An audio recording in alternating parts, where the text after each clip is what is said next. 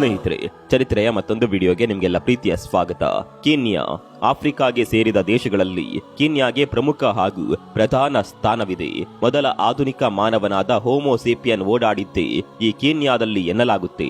ವಿಕಾಸವಾದದ ಪುಟಗಳನ್ನ ತೆರೆದು ನೋಡಿದ್ರೆ ಮೊದಲ ದ್ವೀಪಾದಿ ದಟ್ಟವಾಗಿ ಜೀವಿಸಿದ್ದು ಇಲ್ಲಿಯೇ. ಇಲ್ಲಿಯ ಪ್ರಾಚೀನ ಗುಹೆಗಳಲ್ಲಿ ಈಗಲೂ ಸಹ ನಾವು ಈ ಕುರುಹುಗಳನ್ನ ಕಾಣಬಹುದು. ಮೊದಲು ಮಾನವನು ಇಲ್ಲಿ ಜೀವಿಸಿದ್ದ ಬಗ್ಗೆ ಅನೇಕ ಸ್ಪಷ್ಟ ಸಾಕ್ಷಿಗಳು ಇಲ್ಲಿ ಈಗಲೂ ಸಹ ಕಾಣಸಿಗುತ್ತವೆ. ಕೀನ್ಯಾ ಇವತ್ತಿಗೂ ಸಹ ಎಷ್ಟೋ ಬೇಟೆಗಾರ ಗುಂಪುಗಳು ಹಾಗೂ ಆದಿವಾಸಿ ಬುಡಕಟ್ಟಿನ ಜನರಿಗೆ ಆವಾಸ ಸ್ಥಳವಾಗಿದೆ. ಅವರಿಗೆ ಇವತ್ತಿಗೂ ಸಹ ಬೇಟೆ ಹಾಗೂ ಶಿಕಾರಿಯೇ ಜೀವನಕ್ಕೆ ಆಧಾರ.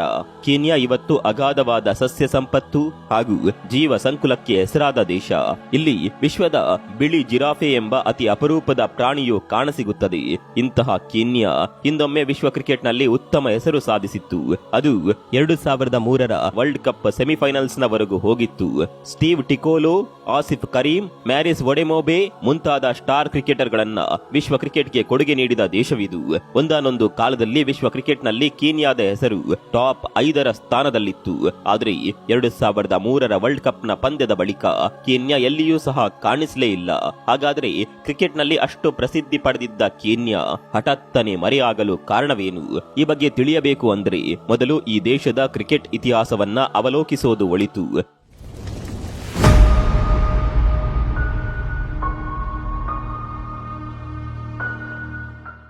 ಅನೇಕ ದೇಶಗಳ ಹಾಗೆ ಕೀನ್ಯಾ ಸಹ ಈ ಹಿಂದೆ ಬ್ರಿಟಿಷರ ಅಧೀನಕ್ಕೊಳಪಟ್ಟಿತ್ತು. 1880ರಷ್ಟು ಹಿಂದೆಯೇ ಬ್ರಿಟಿಷರಿಂದ ಕ್ರಿಕೆಟ್ ಆಟವು ಕೀನ್ಯಾಗೆ ಮೊದಲ ಬಾರಿಗೆ ಪರಿಚಯವಾಯಿತು. ಅದು 1899ರಲ್ಲಿಯೇ ತನ್ನ ಮೊದಲ ದಾಖಲಾರ್ಹ ಕ್ರಿಕೆಟ್ ಪಂದ್ಯವನ್ನ ಆಡಿತು. ಈ ಹಿಂದೆ 2003ರ ವಿಶ್ವಕಪ್ನಲ್ಲಿ ಕೀನ್ಯಾ ಕ್ರಿಕೆಟ್ ತಂಡದ ಆ ಗೆಲುವಿನ ಓಟವನ್ನ ಯಾರು ತಾನೇ ಮರೆಯಲು ಸಾಧ್ಯ? ಅವರು ಕ್ರಿಕೆಟ್ ಜಗತ್ತಿಗೆ ಅಂಡರ್ ಡಾಗ್ಗಳಾಗಿ ಬಂದರು ಮತ್ತು ವರ್ಲ್ಡ್ ಕ್ಲಾಸ್ ಬ್ಯಾಟಿಂಗ್ನೊಂದಿಗೆ ಉತ್ತಮ ಬೌಲಿಂಗ್ ಮತ್ತು ಫೀಲ್ಡಿಂಗ್ ಪ್ರದರ್ಶನಗಳ ಮೂಲಕ ಜಗತ್ತನ್ನ ಬೆರಗುಗೊಳಿಸಿದ್ದು ಇವತ್ತಿಗೆ ಅದು ಇತಿಹಾಸ. ಜಿಂಬಾಬ್ವೆ ಮತ್ತು ಶ್ರೀಲಂಕಾವನ್ನ ಸೋಲಿಸುವ ಮೂಲಕ ಸೆಮಿಫೈನಲ್ಗೆ ಪ್ರವೇಶಿಸಿದ ಆ ಸರಣಿಯಲ್ಲಿ ಅವರ ಪ್ರದರ್ಶನವು ಅತ್ಯುತ್ತಮವಾಗಿತ್ತು. ಕೀನ್ಯಾದ ಕ್ರಿಕೆಟ್ ತಂಡವು ಶ್ರೀಮಂತ ಇತಿಹಾಸವನ್ನೇ ಹೊಂದಿದೆ. ಕೀನ್ಯಾ ಅಧಿಕೃತವಾಗಿ 1981ರಲ್ಲಿ ಅದರ ಮೊದಲ ಸಹಾಯಕ ಸದಸ್ಯ ದೇಶವಾಗಿ ಆಯ್ಕೆಯಾಯಿತು. ಇದು ಅವರಿಗೆ ಅಂತಾರಾಷ್ಟ್ರೀಯ ಏಕದಿನ ಸ್ಪರ್ಧೆಗಳಲ್ಲಿ ಭಾಗವಹಿಸಲು ಅವಕಾಶ ಮಾಡಿಕೊಟ್ಟಿತು. ಕೀನ್ಯಾ 1996ರಲ್ಲಿ ಮೊದಲ ಬಾರಿಗೆ ವಿಶ್ವಕಪ್ಗೆ ಎಂಟ್ರಿ ಕೊಡುತ್ತದೆ. ನಂತರ ಅವರು 1996 ಮತ್ತು 2011ರ ನಡುವೆ ಇಡೀ ವಿಶ್ವಕಪ್ಗೆ ಎಲಿಜಿಬಿಲಿಟಿ ಪಡೆದರು. ಆ ಸಮಯದಲ್ಲಿ ಅವರು 2007ರ T20 ವಿಶ್ವಕಪ್ ಸಹ ಅರ್ಹತೆ ಪಡೆದಿದ್ದು ಬಹುಶಃ ಅನೇಕರಿಗೆ ಗೊತ್ತಿಲ್ಲ. 2003ರ ವಿಶ್ವಕಪ್ ಕೀನ್ಯಾದ ಕ್ರಿಕೆಟ್ಗೆ ಅತ್ಯುತ್ತಮ ಮೈಲುಗಲ್ಲಾಗಿತ್ತು. ಶ್ರೀಲಂಕಾ ಮತ್ತು ಜಿಂಬಾಬ್ವೆಯನ್ನ ಸೋಲಿಸುವ ಮೂಲಕ ಸೆಮಿಫೈನಲ್ಗೆ ಮುನ್ನಡೆ ಕಂಡಿದ್ರು. ವಿಶ್ವಕಪ್ನ ಇತಿಹಾಸದಲ್ಲಿ ಅದು ಈ ರೀತಿಯ ಸಾಧನೆ ಮಾಡಿದ ಏಕೈಕ ಸಹ ತಂಡವಾಗಿದೆ. ಇವರು ಸಹ ಆಗ ಅತಿಥೇಯರಾಗಿದ್ದರಿಂದ ಇದು ಕೀನ್ಯಾದ ಕ್ರಿಕೆಟ್ ಅಭಿಮಾನಿಗಳಿಗೂ ಸಹ ಆಗ ಬಹಳಷ್ಟು ಹರ್ಷ ಹಾಗೂ ಹೆಮ್ಮೆಯನ್ನುಂಟು ಮಾಡಿತು. ಇದರ ಆಟಗಾರರು ಆಗ ರಾತ್ರೋರಾತ್ರಿ ಸೂಪರ್ ಸ್ಟಾರ್ ಾಗಿದ್ರು. ಕೀನ್ಯಾ ತನ್ನ ಅಭಿಮಾನವನ್ನ ಮತ್ತೊಂದು ಸಹ ಅತಿಥೇಯ ದೇಶವಾದ ದಕ್ಷಿಣ ಆಫ್ರಿಕಾವನ್ನ ಸೋಲಿಸುವ ಮೂಲಕ ಪ್ರಾರಂಭಿಸಿತ್ತು. ಕೀನ್ಯಾ ತಂಡವು ಪ್ರಬಲವಾಗಿ ಸಿಡಿದೆದ್ದು ಕೆನಡಾವನ್ನ ಆಗ 4 ವಿಕೆಟ್ಗಳಿಂದ ಸೋಲಿಸಿತು. ಇದು ಅವರಿಗೆ ಭರವಸೆ ಮತ್ತು ಮುಂದುವರಿಯಲು ಸಾಕಷ್ಟು ವಿಶ್ವಾಸವನ್ನ ನೀಡಿತು.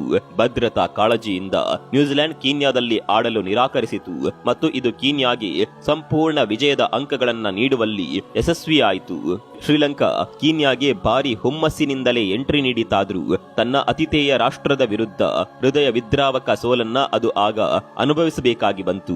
ಎದುರಾಳಿಗಳನ್ನ 54 ರನ್ಗಳಿಂದ ಸೋಲಿಸುವ ಮೂಲಕ ಕೀನ್ಯಾ ಕ್ರಿಕೆಟ್ ಪ್ರಿಯರಿಗೆ ಲಘು ಆಘಾತ ನೀಡಿತು. ಶ್ರೀಲಂಕಾ ವಿರುದ್ಧದ ಗೆಲುವು ಕೀನ್ಯಾಗೆ ಸೂಪರ್ 6 ಸ್ಥಾನವನ್ನ ನೀಡಿತ್ತಲ್ಲದೆ ಕೀನ್ಯಾದ ಈ ಗೆಲುವಿನ ಸರಣಿಯು ಬಾಂಗ್ಲಾದೇಶದ ವಿರುದ್ಧದ ಮತ್ತೊಂದು ಗೆಲುವಿನೊಂದಿಗೆ ಮುಂದುವರಿಯಿತು. ಆದರೆ ಅವರು ವೆಸ್ಟ್ ಇಂಡೀಸ್ ವಿರುದ್ಧ ಮತ್ತೆ ಸೋಲು ಕಂಡರಾದ್ರೂ ಅದು ಅವರನ್ನ ಸೂಪರ್ 6 ಸುತ್ತಿಗೆ ಪ್ರವೇಶ ಪಡೆಯುವುದಕ್ಕೆ ತಡೆಯಲಿಲ್ಲ. ಮುಂದೆ ನಡೆದ ಪಂದ್ಯಗಳಲ್ಲಿ ಅವರು ಭಾರತ ಮತ್ತು ಆಸ್ಟ್ರೇಲಿಯಾ ವಿರುದ್ಧ ಭಾರಿ ಸೋಲುಗಳನ್ನ ಅನುಭವಿಸಿದ್ರು. ಆದರೆ ಸೂಪರ್ 6 ಹಂತಗಳಲ್ಲಿ ಮತ್ತೊಂದು ಅತಿಥೇಯ ದೇಶವಾದ ಜಿಂಬಾಬ್ವೆ ವಿರುದ್ಧ ಜಯ ಸಾಧಿಸುವಲ್ಲಿ ಯಶಸ್ವಿಯಾಗುತ್ತಾರೆ. ಅವರ ಜಿಂಬಾಬ್ವೆ ವಿರುದ್ಧದ ವಿಜಯವು ಭಾರತದ ವಿರುದ್ಧದ ಸೆಮಿಫೈನಲ್ನಲ್ಲಿ ಅವರ ಸ್ಥಾನವನ್ನ ಭದ್ರಗೊಳಿಸಿತು. ಅವರ ಯಶಸ್ವಿ ವಿಶ್ವಕಪ್ ಅಭಿಯಾನದ ನಂತರ ಕೀನ್ಯಾವನ್ನ ಯುಎಇಯಲ್ಲಿ ಜಿಂಬಾಬ್ವೆ, ಪಾಕಿಸ್ತಾನ ಮತ್ತು ಶ್ರೀಲಂಕಾ ಸೇರಿದಂತೆ ಕ್ವಾಡ್ರಿಲ್ಯಾಟರಲ್ ಪಂದ್ಯಾವಳಿಯಲ್ಲಿ ಭಾಗವಹಿಸಲು ಆಹ್ವಾನಿಸಲಾಯಿತು. ಆದರೆ ಈ 4 ಪಂದ್ಯಗಳನ್ನ ಸೋತು ಬರಿಗೈಯಲ್ಲಿ ತವರಿಗೆ ಕೀನ್ಯಾ ಹಿಂದಿರುಗಬೇಕಾಯಿತು. ದೇಶದಲ್ಲಿ ಚಾಲ್ತಿಯಲ್ಲಿರುವ ರಾಜಕೀಯ ಮತ್ತು ಆರ್ಥಿಕ ಸಮಸ್ಯೆಗಳು ಅಂತಾರಾಷ್ಟ್ರೀಯ ರಂಗದಲ್ಲಿ ಅವರ ಸೋಲಿಗೆ ಕಾರಣವಾದವು. 2014ರಲ್ಲಿ ಐಸಿಸಿ ವಿಶ್ವಕಪ್ ಅರ್ಹತಾ ಪಂದ್ಯದ ಸೂಪರ್ 6 ಸುತ್ತುಗಳಲ್ಲಿ ಕೊನೆಯ ಸ್ಥಾನವನ್ನ ಗಳಿಸಿದ ನಂತರ ಅದರ ಅವನತಿ ಸಂಭವಿಸಿತು ಮತ್ತು ಇದು ಅಂತಿಮವಾಗಿ ಅವರ ಅಂತಾರಾಷ್ಟ್ರೀಯ ಏಕದಿನ ಸ್ಥಾನಮಾನವನ್ನ ಕಳೆದುಕೊಳ್ಳಲು ಕಾರಣವಾಗುತ್ತದೆ. ಗಾಯದ ಮೇಲೆ ಬರೆ ಎನ್ನುವ ಹಾಗೆ ಅವರು ಮುಂದೆ ಐಸಿಸಿ ವಿಶ್ವ ಲೀಗ್ ಡಿವಿಷನ್ 2ರಲ್ಲಿ 5ನೇ ಸ್ಥಾನ ಪಡೆಯುವ ಮೂಲಕ ಪಂದ್ಯಾವಳಿಯಲ್ಲಿ ಅವರ ಸಾಧಾರಣ ಪ್ರದರ್ಶನದಿಂದಾಗಿ ತಮ್ಮ ಸ್ಥಾನವನ್ನ ಕಳೆದುಕೊಂಡರು. ಇದು ವಾಸ್ತವಿಕವಾಗಿ ಅವರನ್ನ ಅಂತಾರಾಷ್ಟ್ರೀಯ ಆಟದಿಂದ ಹೊರದೂಡಿತು. ಮುಂದೆ ಅವರು ಐಸಿಸಿ ವಿಶ್ವ ಲೀಗ್ ಡಿವಿಷನ್ 3ರಲ್ಲಿ ಆಡೋದನ್ನ ಮುಂದುವರಿಸಿದ್ರಾದರೂ ಮತ್ತೆ ಅವರು ಎಲ್ಲಾ ತಂಡಗಳ ವಿರುದ್ಧವೂ ತೀವ್ರ ಸೋಲನ್ನ ಎದುರಿಸುವುದರ ಜೊತೆಗೆ ಇತರೆ ಪಂದ್ಯಾವಳಿಯಲ್ಲೂ ಸಹ ಸೋತರು. ಅಂದಿನಿಂದ ಅವರು ಅಂತಾರಾಷ್ಟ್ರೀಯ ಕ್ರಿಕೆಟ್ನಲ್ಲಿ ಎಲ್ಲಿಯೂ ಕಾಣಿಸಲಿಲ್ಲ ಮತ್ತು ಅವರ ಅಭಿಮಾನಿಗಳು ಸಹ ಅವರ ಆಟವನ್ನ ನೋಡುವ ಆಸಕ್ತಿಯನ್ನ ಕಳೆದುಕೊಂಡಿದ್ದು ದುರಂತ. ಕ್ರಿಕೆಟ್ ಕೀನ್ಯಾ ಆಡಳಿತ ಮಂಡಳಿಯು ಅವರ ಸಾಧಾರಣ ಪ್ರದರ್ಶನಕ್ಕಾಗಿ ಸಾಕಷ್ಟು ಟೀಕೆಗಳನ್ನ ಎದುರಿಸಿತು. ವಿಶ್ವ ಕ್ರಿಕೆಟ್ನಲ್ಲಿ ಅವರ ನೀರಸ ಪ್ರದರ್ಶನದ ನಂತರ ಅವರ ನಾಯಕ ರಾಕೇಶ್ ಪಟೇಲ್ ಮತ್ತು ತಮ್ಮ ಮುಖ್ಯ ಕೋಚ್ ಹಾಗೂ ಮಂಡಳಿಯ ಅಧ್ಯಕ್ಷರು ತಮ್ಮ ಹುದ್ದೆಗೆ ರಾಜೀನಾಮೆ ನೀಡಿದ್ರು ಹಾಗೂ ಅದಕ್ಕೆ ನೂತನ ನಾಯಕ ನೋಜ್ಕೆ ಎಂಬುವವರು ನೇಮಕಗೊಂಡರು. ಅವರ ನೇತೃತ್ವದಲ್ಲಿ ತಂಡ ಉತ್ತಮ ಪ್ರದರ್ಶನ ನೀಡಿತು. ಇಂದಿಗೂ ಸಹ ಪ್ರಪಂಚದಾದ್ಯಂತ ಇರುವ ಕ್ರಿಕೆಟ್ ಪ್ರಿಯರು ಅಂತಾರಾಷ್ಟ್ರೀಯ ಕ್ರಿಕೆಟ್ನಲ್ಲಿ ಕೀನ್ಯಾದ ಪುನರಾಗಮನವನ್ನ ನಿರೀಕ್ಷಿಸುತ್ತಿದ್ದಾರೆ. ಪ್ರತಿ ತಂಡವು ಹಿಂದೆ ಏರಿಳಿತಗಳನ್ನ ಎದುರಿಸಿದೆ. ಅದೇ ರೀತಿ ಉತ್ತಮ ಸ್ಥಾನ ಕಾಯ್ದುಕೊಂಡಿದ್ದ ಕೀನ್ಯಾ ಸಹ ತನ್ನ ಅನೇಕ ಆಂತರಿಕ ಸಮಸ್ಯೆಗಳು, ಕ್ರಿಕೆಟ್, ಸಾಲ ಹಾಗೂ ಇತರೆ ರಾಜತಾಂತ್ರಿಕ ಸಮಸ್ಯೆಗಳಿಂದಾಗಿ ಹಿನ್ನಡೆ ಅನುಭವಿಸಿತು. ಕೀನ್ಯಾದ ಕ್ರಿಕೆಟ್ ತಂಡ ಮತ್ತು ಕೀನ್ಯಾದಲ್ಲಿನ ಕ್ರಿಕೆಟ್ ತಮ್ಮ ಕಳೆದುಕೊಂಡ ಸ್ಥಿತಿಯನ್ನ ಮರಳಿ ಪಡೆಯಲು ಇನ್ನೂ ಸಹ ಹೆಚ್ಚು ಮೈಲುಗಳಷ್ಟು ಪ್ರಯಾಣಿಸಬೇಕಿದೆ. ಕಳೆದು ಹೋದ ಸ್ಥಾನಮಾನವನ್ನ ಮರಳಿ ಪಡೆಯಲು ಕೀನ್ಯಾ ತಂಡ ಮಾಡಬೇಕಾದ ಕೆಲವು ವಿಷಯಗಳ ಬಗ್ಗೆ ಹೇಳೋದಾದರೆ, ಕೀನ್ಯಾದ ಹಣಕಾಸಿನ ಸಮಸ್ಯೆಗಳ ಬಗ್ಗೆ ಅನೇಕರಿಗೆ ಗೊತ್ತೇ ಇದೆ. ಅಂತಿಮವಾಗಿ 2003ರ ವಿಶ್ವಕಪ್ನಲ್ಲಿ ಅವರ ಭರವಸೆಯ ಪ್ರದರ್ಶನದ ನಂತರ ಐಸಿಸಿ ಇನ್ನೂ ಹೆಚ್ಚಿನದನ್ನ ಅವರಿಗಾಗಿ ಅನುಕೂಲ ಮಾಡಿಕೊಡಬೇಕಿತ್ತು. ಆದರೆ ಅವರು ಅದನ್ನ ಮಾಡಲು ವಿಫಲರಾದರು.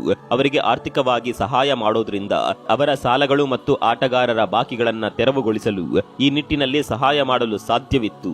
ಕ್ರಿಕೆಟ್ ಕೀನ್ಯಾ ಐಸಿಸಿ ಮತ್ತು ಬಿಸಿಸಿಐ ಮತ್ತು ಕ್ರಿಕೆಟ್ ಆಸ್ಟ್ರೇಲಿಯಾದಂತಹ ಇತರೆ ಕ್ರಿಕೆಟ್ ಮಂಡಳಿಗಳಿಂದ ಹೆಚ್ಚಿನ ಹಣವನ್ನ ಕೇಳಬೇಕು. ಅದಕ್ಕೂ ಮೊದಲು ಅವರು ಆ ಸಹಾಯವನ್ನ ಹೇಗೆ ಬಳಸುತ್ತಾರೆ ಎಂಬುದರ ಕುರಿತು ಪರಿಪೂರ್ಣ ಯೋಜನೆಗಳನ್ನ ರೂಪಿಸುವುದು ಸಹ ಇಲ್ಲಿ ಅತಿ ಮುಖ್ಯ. ಇದು ಮಂಡಳಿಗಳಿಗೆ ಆರ್ಥಿಕವಾಗಿ ಸಹಾಯ ಮಾಡಲು ಅನುವು ಮಾಡಿಕೊಡುತ್ತದೆ. ಅದರ ಸ್ಟೀವ್ ಟಿಕೋಲೋ ಮತ್ತು ಅಕ್ರಮ್ ಅವರಂತಹ ಆಟಗಾರರನ್ನ ನೀವು ಇನ್ನು ಮುಂದೆ ಎಲ್ಲಿಯೂ ಸಹ ಹುಡುಕಲು ಸಾಧ್ಯವಿಲ್ಲ. ಬದಲಿಗೆ ಸರಿಯಾದ ಪ್ರತಿಭೆಯನ್ನ ಗುರುತಿಸಲು ಮತ್ತು ಅಂತಾರಾಷ್ಟ್ರೀಯ ಗುಣಮಟ್ಟಕ್ಕೆ ಅವರನ್ನ ರೂಪಿಸಲು ಸರಿಯಾದ ಕ್ರಿಕೆಟ್ ರಚನೆಯ ಅಗತ್ಯವಿದೆ. ಸರಿಯಾದ ದೇಶೀಯ ರಚನೆಯನ್ನ ಜಾರಿಗೊಳಿಸುವುದು ದೇಶದಲ್ಲಿ ಕಳೆದು ಹೋದ ಕ್ರಿಕೆಟ್ ಸಂಸ್ಕೃತಿಯನ್ನ ಮರು ಕರೆತರುತ್ತದೆ. ಇದು ಅಭಿಮಾನಿಗಳಲ್ಲಿ ಕಳೆದು ಹೋದ ಆಸಕ್ತಿಯನ್ನ ಸಹ ತುಂಬಬಹುದು. ಪ್ರಸ್ತುತ ಪರಿಸ್ಥಿತಿಯಿಂದ ಪುಟಿದೇಳುವುದು ಮತ್ತು ಹೊಸ ಎತ್ತರವನ್ನ ತಲುಪುವುದೇ ಯಶಸ್ಸು. ಕೀನ್ಯಾ ಕ್ರಿಕೆಟ್ ತಂಡವು ಅದನ್ನೇ ಪುನರಾವರ್ತಿಸುತ್ತದೆ ಎಂದು ಭಾವಿಸುವ ಮೂಲಕ ಕೀನ್ಯಾ ದೇಶವು ಮತ್ತೆ ವಿಶ್ವ ಕ್ರಿಕೆಟ್ಗೆ ಗ್ರ್ಯಾಂಡ್ ಎಂಟ್ರಿ ಪಡೆಯಲಿ ಎಂದು ಈ ವಿಡಿಯೋ ಮೂಲಕ ನಾವೆಲ್ಲ ಆಶಿಸೋಣ.